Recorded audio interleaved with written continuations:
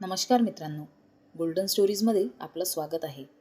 Golden स्टोरीजमध्ये मी कथेच्या माध्यमातून नवीन आणि जुन्या स्टोरींचे व्हिडिओ अपलोड करत असते. तर ते तुम्हाला वाचायला आणि ऐकायला नक्की आवडतील. तर आजची स्टोरी आहे मी आहे मदतीला. लग्न समारंभ एका देखण्या आणि प्रशस्त लॉनवर आयोजित केला होता. सजावट बघणाऱ्यांचं मन मोहून घेत होती. काही पोरं डीजेच्या गाण्यावर नाचत होती. अजून रिसेप्शन सुरू व्हायला अवकाश होता. सगळी व्यवस्था उत्तम होती. खुर्चीवर बसलेल्या एका स्त्रीकडे थोड्या अंतरावरून टक लावून सीमा बघत होती. सतत बघितल्यानंतरही जेव्हा त्या स्त्रीनं काहीच प्रतिक्रिया दर्शवली नाही, तेव्हा सीमा स्वतःच उठून तिच्याजवळ गेली. तू तू रागिनीच आहेस ना? रागिनी, मी सीमा. तू ओळखलं नाहीस मला? अगं, मघापासून तुझ्याकडे बघते मी, पण तू ओळख दाखवली नाहीस. मग म्हटलं आपणच ओळख द्यावी. किती वर्ष झालीत का आपल्याला दुरावून? सीमानं तिला गदागदा हलवलं आणि मिठी मारली. रागिनी जणू झोपेतून जागी झाली. तिनं आधी डोळे भरून सीमाकडे बघितलं आणि एकदम आनंदानं चित्कारली, सीमा, मला सोडून का ग निघून गेलीस? तू नसल्यामुळे मला किती एकटं वाटत होतं. रागिनीनं आता सीमाला मिठी मारली. दोघींचे डोळे पाणावले. तू इथं कशी? सीमानं विचारलं. अगं, नवरी मुलगी माझी चुलत बहीण आहे. तुला आठवतं का? ती उन्हाळ्यांच्या सुट्टीत आमच्याकडे यायची. लिंबू टिंबू म्हणून आपण तिला आपल्यात खेळायला घेत नसू, कारण वयानं ती आपल्यापेक्षा बरीच लहान होती. सीमा हसून म्हणाली. हो हो, आठवते मला. मेंदूला ताण देत रागिनी म्हणाली. मग वरात येईपर्यंत त्या दोघींची गप्पा खूपच रंगल्या. शिक्षण, जुन्या मैत्रिणी, शॉपिंग, सिनेमा, नाटक, कितीतरी विषय होते. रागिनी तर कितीतरी दिवसांनी इतकी बोलत होती. बालपणाची मैत्री मोठं झाल्यावरही निरागसता जपत असते. तिच्यात औपचारिकतापणा अजिबात नसतो. तेवढ्यात एकदम गडबड उडाली. 4 वर्षाची एक मुलगी दिसेनाशी झाली होती. सगळेच धावपळ करत होते. व्हॉट्सॲपवरून तिचे फोटो पाठवले गेले. कुणीतरी पोलिसांना फोन केला. लग्न जिथे होतं ते एक भलं मोठं फार्म हाऊस होतं. व्यवस्था उत्तम होती, पण लहान मुलगी दिसेनाशी होणं काळजी निर्माण करणारं होतं. अर्धा तास हुडकल्यावर ती सापडली. जिथं खेड्यातला सेट लावला होता तिथं पाट्यावर चटणी वाटणाऱ्या बाईशी गप्पा मारत होती. रागिनीनीच तिला हुडकून आणली होती. सगळ्यांनी तिचं कौतुक केलं, आभार मानले.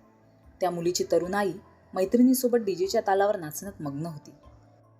कधी मुलगी तिथून निसटली ते तिला कळलंच नाही. आजीला जेव्हा नात दिसेना तेव्हा तिनं हल्ला कल्लोळ माजवला. मुलगी तर मिळाली. सासूनं सुनेचा सगळ्यांसमोर उद्धार केला. थोड्याच वेळात सर्व स्थिर स्थावर झालं. लोक खाण्यापिण्यात मग्न झाली. सीमा व रागिनी पुन्हा आपल्या खुर्च्यांवर येऊन बसल्या. तुझे डोळे खूपच तीक्ष्ण आहेत हं. पोरीला बरोबर हुडकून काढलंस, सीमानं म्हटलं. रागिनी उदासपणे म्हणाली. तिला शोधू शकले नसते तर पार वेळी झाली असते. अर्धी वेळी तर आत्ताच आहे ती. उगीच काहीतरी बोलू नकोस. तुला वेळी कोण म्हणेल? अंगावरचे हिऱ्यांचे दागिने, एवढी महागडी साडी, असा स्टायलिश अंबाडा आणि इतका सुंदर चेहरा, अशी वेळी आजपर्यंत कुणी बघितली नसेल. सीमा हसत म्हणाली. ज्याचं जडतं त्यालाच कळतं. माझी वेदना तुला नाही कळायची. रागिनी रडू आवरत म्हणाली. असं कोणतं दुःख, व्यथा, वेदना आहेत तुझ्या, ज्यांच्या ओझ्यानं तू वेळी झाली आहेस? प्रतिष्ठित घराण्यातली सून, उच्चपदस्थ इंजिनियर नवरा, भरपूर पैसा अडका, अजून काय हवंय? सीमानं विचारलं. सोड ग, तुला नाहीच समजायचं, टोमणा मारत रागिनी म्हणाली. मला नाही समजायचं, आणि तुला मी किती समजले आहे ग? काय ठाऊक आहे तुला माझ्या आयुष्यातलं? आज 10 वर्षांनी भेटतोय आपण. या 10 वर्षात किती काय घडून गेलंय हे तुला ठाऊक आहे? सीमा एकाएकी भडकली. तुला काय वाटतं, माझ्या आयुष्यात काही दुःख, ताणतणाव आलेच नाहीत? तरीही मी तुझ्यासमोर अगदी खंबीरपणे उभी आहे. एकच सांगते, भूतकाळापासून धडा घ्यायचा, भविष्यकाळाची स्वप्न रंगवायची आणि वर्तमान काळात अगदी मजेत, आत्मविश्वासानं जगायचं. हे ध्येय बाळगलंय मी. भूतकाळातल्या वेदनादायक घटना दुःस्वप्न समजून विसरायच्या. उगीच त्यांचं ओझं घेत आपलं आयुष्य का म्हणून कुस्करायचं? सीमाचा चेहरा लाल लाल झाला होता. रागिनीनं सीमाचा हात घट्ट धरला. तुझ्यावरही कधी कुणी बलात्कार केला होता? तिनं विचारलं. सीमा दचकली. तुझ्यावरहीचा काय अर्थ? तुझ्या बाबतीतही असं घडलंय का? तिनं रागिनीच्या हातावर थोपटत म्हटलं. हो ना गं, ते क्षण माझा पिच्छा सोडत नाहीयेत. वर्तमानपत्रातल्या बातम्या, सिरियल्स, सिनेमा, नाटक, कुठंही काही ऐकलं, वाचलं, बघितलं की मला तो प्रसंग आठवतो. प्रचंड घाम फुटतो, रडू येतं, माझी तहानभूक हरपते. असं वाटतं त्या नराधमाचा जीव घ्यावा, नाहीतर आपण तरी मरून जावं. अशावेळी औषधांची मदत होते. गोळ्या घेते अन झोपून जाते. मग मला काहीही कळत नाही. माझ्या सासूबाई मोलकरणीच्या मदतीनं घर चालवतात आणि सतत माझ्या नावानं शंख करतात की त्यांच्या लाख मुलाच्या हिऱ्यासारख्या मुलाची फसवणूक झाली. इतक्या छान छान मुली सांगून येत होत्या. आम्ही हिच्या सौंदर्यावर भाळलो. अशी आजारी मुलगी आमच्या नशिबी आली. माझा नवरा खूप खूप चांगला आहे ग, पण मीच कमी पडले. मी तरी काय करू? रागिनीला अश्रू अनावर झाले. सीमानं तिला जवळ घेतलं. तिला शांत करत ती म्हणाली, अशा प्रसंगातून जाणारी तू एकटीच नाही आहेस रागिनी.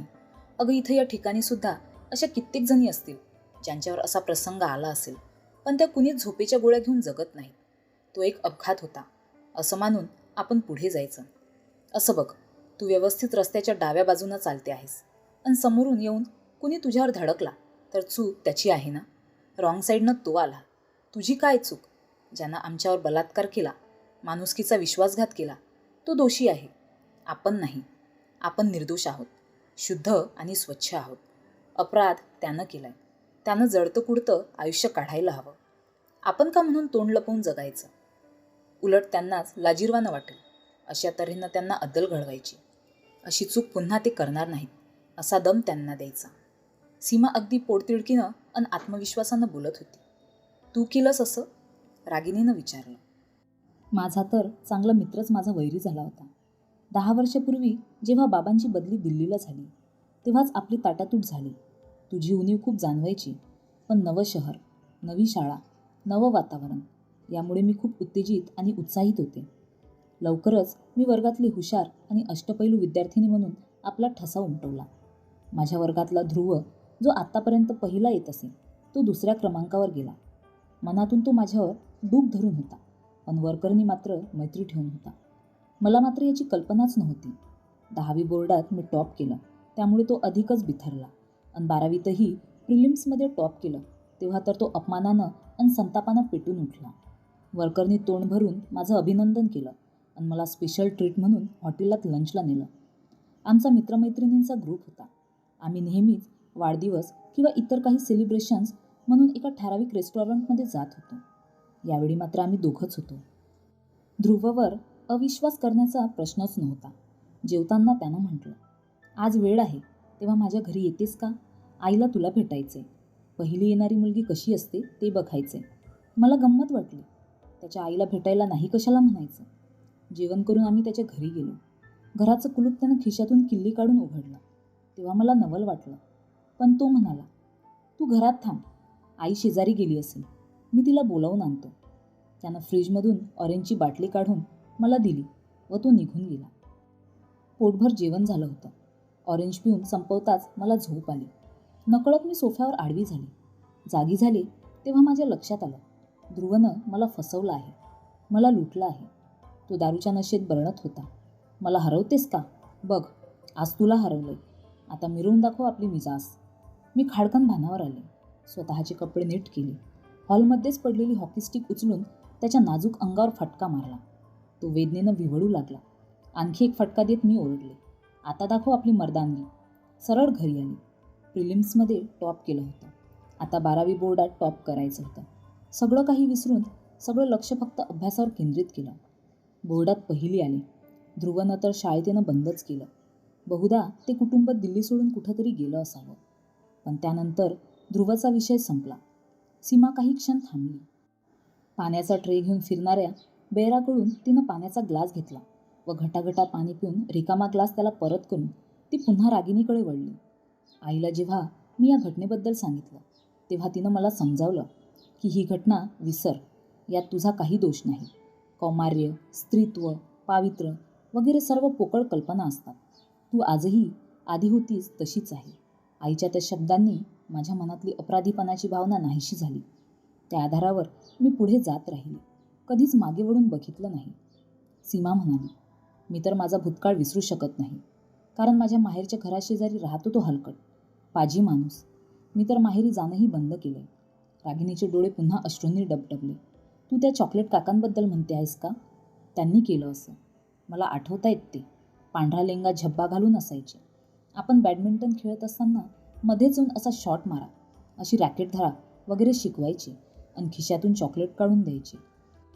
मुलांनी त्यांचं नाव चॉकलेट काका ठेवलं होतं. तो मुखवटा होता गं. कौतुक करण्याच्या बहाण्यानं किती जोरात गालगुच्चे घ्यायचे आणि रॅकेट अशी धरा म्हणत हात दाबून धरायचे.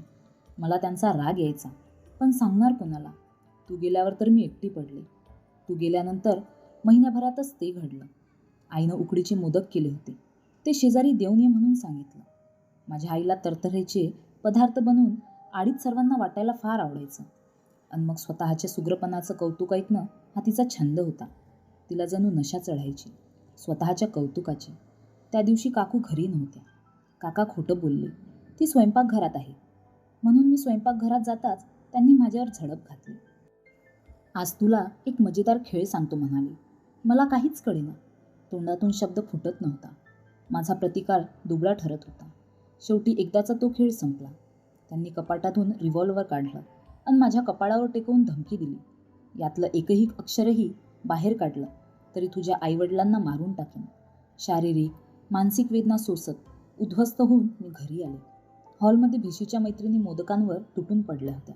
मनसोक्त चरत होत्या. आईचे गोडवे गात होत्या आणि मी माझ्या खोलीचं दार बंद करून ओक्साबोक्सी रडत होते. मला माझ्या शरीराची किळस वाटत होती.